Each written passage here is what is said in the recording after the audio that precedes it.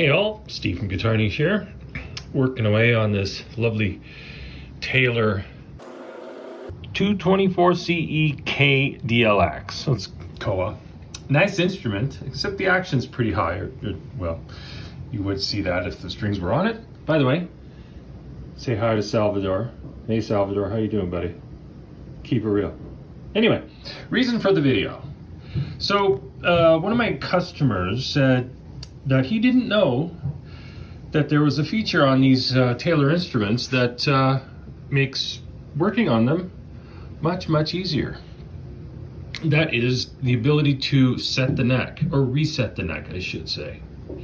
And yeah, so they are detachable. They're designed to be detachable, which is a wonderful thing from a technical point of view in terms of maintenance on the instrument. Every acoustic guitar will suffer pressure over time, and after a few decades of constant string tension, the necks tend to want to pull up.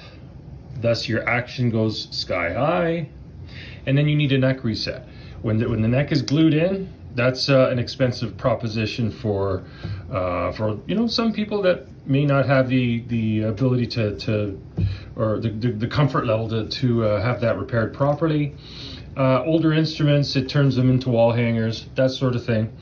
But with Taylor's, wonderfully engineered. You will see behind the sticker at the neck joint there. Peeled it back a little bit, and you'll see there's one bolt. Let's see if we can get a better shot of this. Okay, there's one bolt holding the neck, the tongue of the neck, to the body, and then two bolts, machine bolts, holding the heel to the end of the body.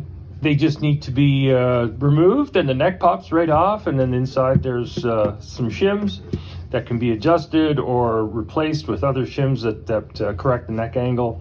And it's literally like a job that takes a few minutes versus what could be hours and hours of traditional neck resetting with and refinishing, to boot. So it's super cost effective, and it really doesn't impact the tone of the instrument or anything like that. When it's well engineered, you don't lose anything, Anyway, that sticker will go back. Yeah, they get kind of torn up sometimes, but they're fine.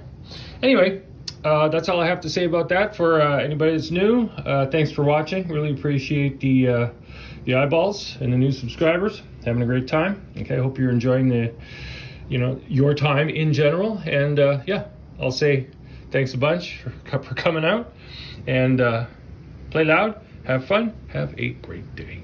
Cheers. See ya.